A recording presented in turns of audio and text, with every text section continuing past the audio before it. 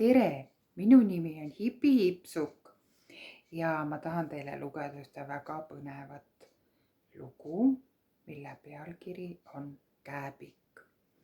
Selle raamatu kirjutas väga ammu kirjanik, kelle nimi oli Tolkien ja tema oli juba väikse lapsena väga huvitatud igasugu kääbustest ja päkapikkudest ja haldjatest ja draakonitest ja kui ta suureks sai, siis ta kirjutaski väga palju raamatuid just nendest tegelastest. Ja nüüd ma alustangi. Esimene peatükk, ootamatu võõruspidu. Maa all urus elas Kääbik. See polnud mingi ilge räpane niiske urg, mis on täis ussipuru ja kõduhaisu, aga ka mitte paljas kuiv liivaurg, kus pole midagi istumise alla panna ega midagi süüa. See oli Kääbiku urg ja see tähendab kõiki mugavusi. Urul oli laitmatult ümmargune roheliseks värvitud uks, nagu laeva aken ja täpselt ukse keskel oli särav kollane messingnupp. Uks viis torukujulisse tunnelitaolisse eeskotta. See oli väga mõnus, tahveldatud seinte ja kiviparketile laotatud vaipadega. Täiesti suitsuvaba tunnel, kus leidus poleeritud toole ja suur hulk nagisid, mütside ja mantlite jaoks, sest Kääbik armastas kangesti külalisi. Tunnel lookles ikka edasi ja edasi, suundudes sügavale künka sisse. Künkaks seda ümberkaudne rahvas lähedal ja kaugel nimetaski. Tunneli seintes oli hulk väikesi ümmargusi uksi, alguses ühes ja siis teises küljes. Treppe Kääbik ei tunnistanud. Magamistoad, vannitoad, keldrid, sahvrid, neid oli palju. Garderoobid, riiete jaoks olid tal terved toad. Köögid, söögitoad, kõik olid ühel ja samal korrusel, ühe ja sama koridori peal. Paremad toad olid kõik vasakut kätt, sest need olid ainsad, millel olid aknad, sügavad ümmargused aknad, kust avanes vaade aeda ja taamal laugelt jõe poole laskuvaile niitudele. See Kääbik oli väga jõukas Kääbik ja ta nimi oli Baggins. Bagginsid olid elanud künka ümbruskonnas juba hallidest aegadest peale ja naabrid pidasid neist väga lugu. Mitte üksnes sellepärast, et nad olid enamasti kõik rikkad, vaid ka sellepärast, et nad ei käinud kunagi seiklemas ega teinud üldse midagi ootamatut. Oli juba ette teada, mida üks Baggins mis tahes küsimuse peale vastab, ilma et oleks tarvitsenud päridagi. See siin on aga lugu sellest, kuidas üks Baggins ometi seiklemas käis ja endalegi ootamatult täiesti tavatuid asju tegi ja ütles. Võib-olla kaotas ta seeläbi naabrite lugupidamise, kuid ta võitis. Nojah, eks sa lõpuks ise näed, kas ta ikka midagi võitis. Selle meie Kääbiku ema. Aga mis on Kääbik? Ma arvan, et praegusel ajal on Kääbikuid vaja lühidalt kirjeldada, sest nad on muutunud haruldaseks ja pelgavad suurt rahvast, nagu nad meid, inimesi nimetavad. Nad on väikesed olendid, väiksemad kui habemekandjad päkapikud. Kääbikutel ei ole habet. Nõiakunsti tunnevad nad vähe või ei tunne üldse, peale harilike igapäevaste võtete, mis aitavad neil vaikselt ja kähku kaduda, kui meiesugused suured rumalad inimesed lähenevad hirmsa elevantliku trampimisega, mida nad juba miili kauguselt ära kuulevad. Nad kipuvad kõhtu kasvatama. Nad eelistavad erksavärvilisi rõivaid, põhiliselt rohelisi ja kollaseid. kingi nad ei kanna, sest nende päkkadele kasvavad nende endi nahast paksud tallad ning jalapealseid katab tihe soepruun karv nagu peadki. Juuksed on neil muide hästi krussis. Neil on pikad, osavad pruunid sõrmed, heasüdamlikud näod ja nad naeravad sügava mahlaka häälega, eriti pärastlõunat, mida nad söövad kui vähegi võimalik 2 korda päevas. Nüüd sa tead juba küllalt, et edasi lugeda. Nagu ma tahtsin ütelda, oli selle meie kääbiku Bilbo Bagginsi ema laialt tuntud Belladonna Took. Üks vana Tooki 3 tähelepanuväärsest tütrest. Pealik Tooki võimupiirkonda aga kuulusid kõik kääbikud veetaguses künkajalamil voolava jõekese vastaskaldal. Tihtipeale oli kuulda kumu, et kunagi ammu olevat üks Tookide esivanemaid astunud abiellu haldjast naisega. See oli muidugi rumal jutt, aga kindlasti oli Tookide juures siiamaani midagi ebakääbilikku ja aeg-ajalt võttis mõni Tookide suguseltsist kätte ning läks seiklema. Nad kadusid salamisi ära.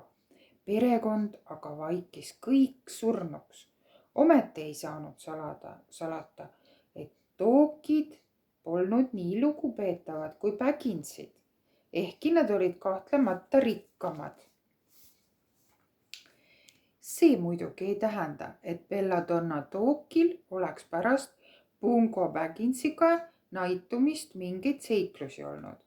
Bilbo isa Bungo ehitas oma kaasale kõige luksuslikuma kääbikuuru, mida künkaaluses, künkataguses või veetaguses iial nähtud ja sinna jäid nad pidama oma elupäevade lõpuni.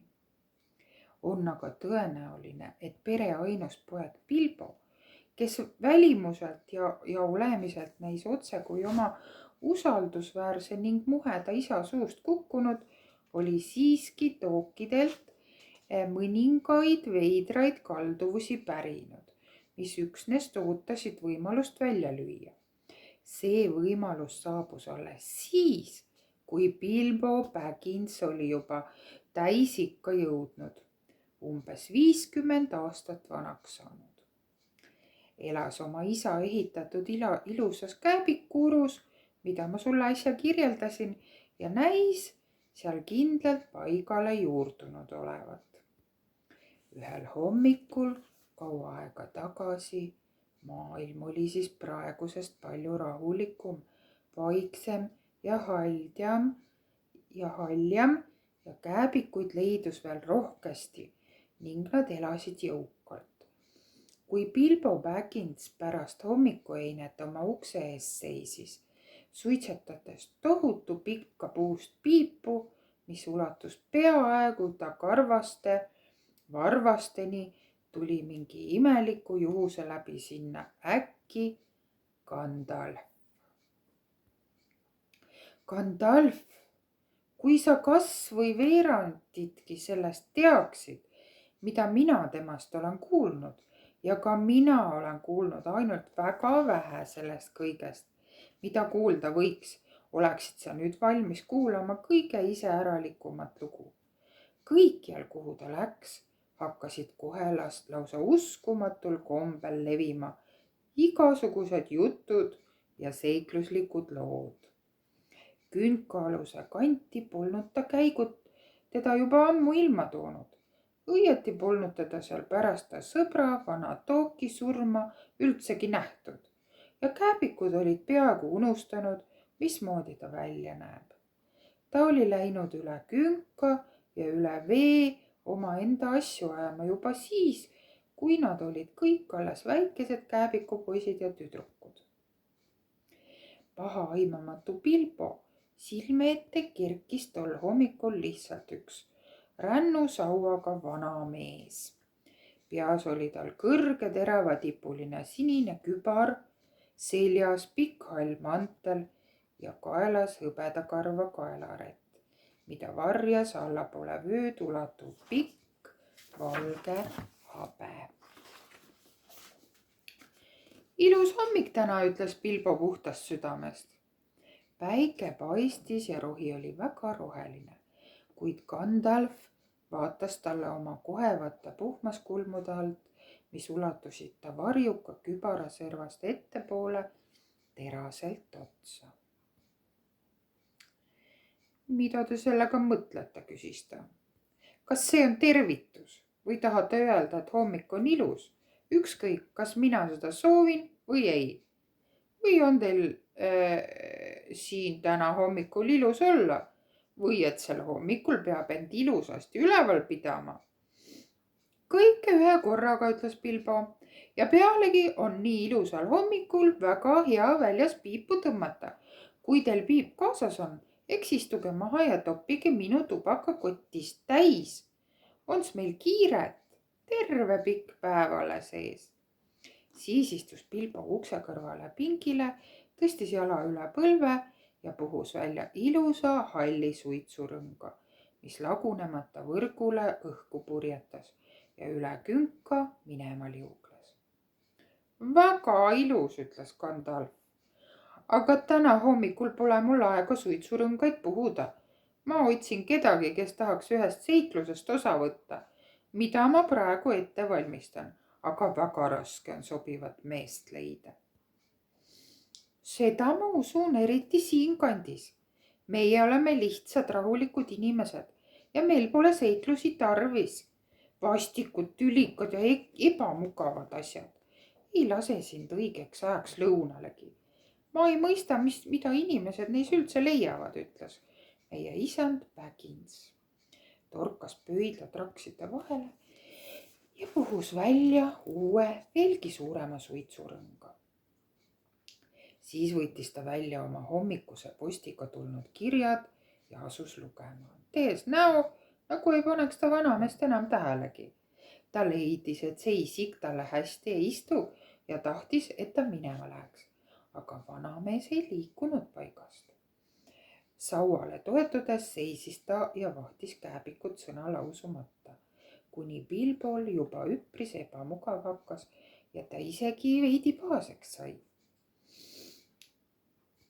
ilus hommik jah, ütles ta viimaks. väga lahke teist. aga meil pole siin küll mingisuguseid seiklusi tarvis. võib-olla on teil künka või veetaguses rohkem õnne. sellega andis ta mõista, et jutt on lõppenud.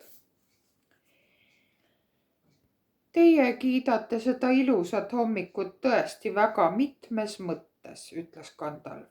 nüüd annate mõista, et tahate minust lahti saada ja et ega pidu enne parane, kui võõrad ei vähene. mis te nüüd, lugupeetud härra, aga kuulge, ma vist ei tea veel teie nimegi. ei, muidugi mitte, lugupeetud härra, aga mina tean sinu nime küll, isand Bilbo Baggins.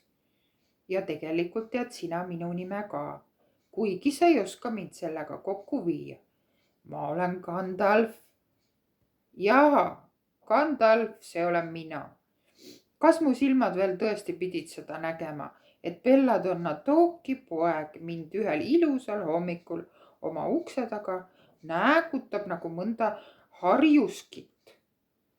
Gandalf, see armas aeg, ega ometi see rändvõlur, kes kinkis vanale Tookile nõiutud teemantkraenööbid, mis ise kinni lähevad ja alles käsu peale lahti tulevad.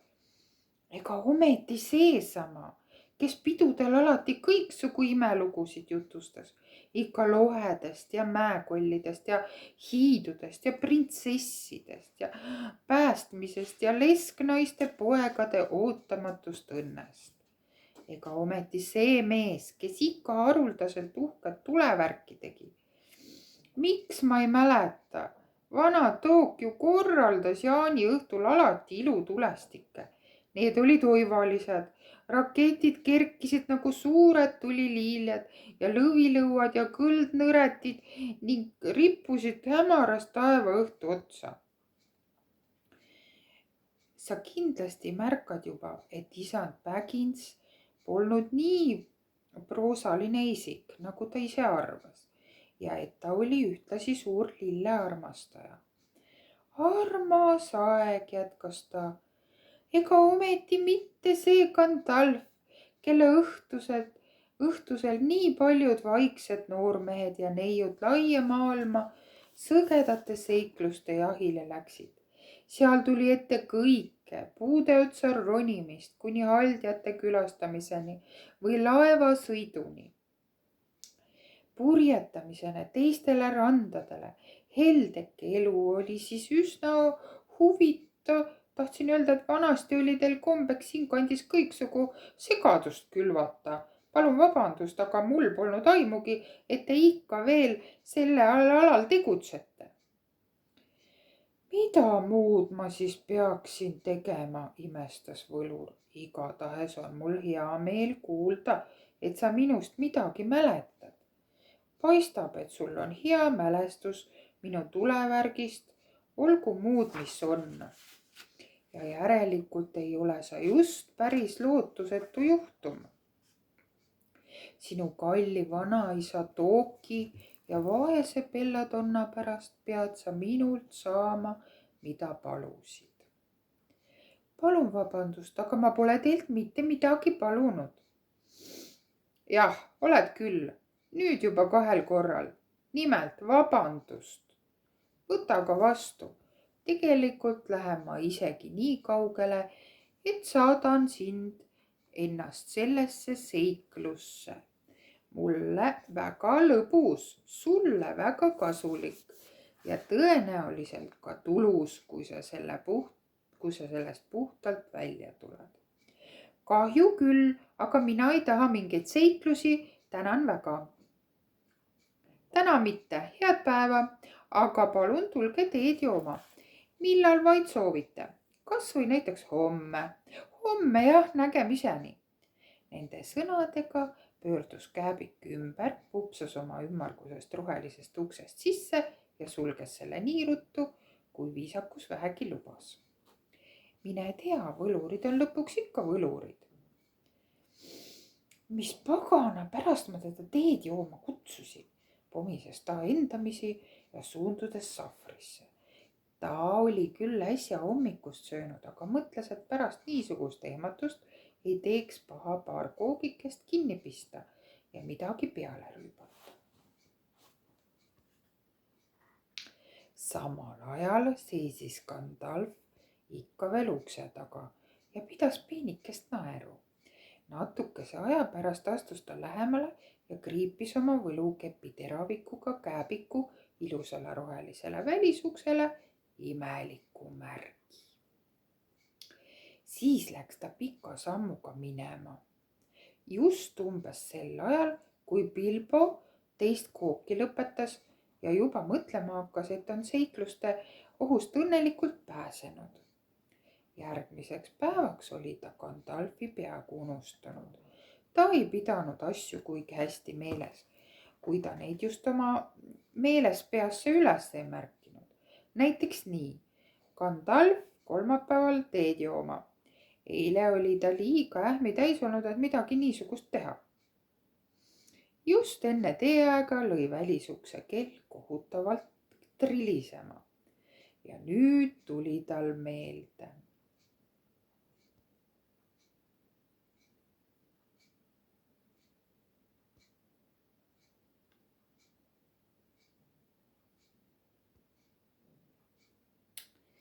Ja sellega on meie esimene lugu lõppenud. Kohtumisteni, kallid!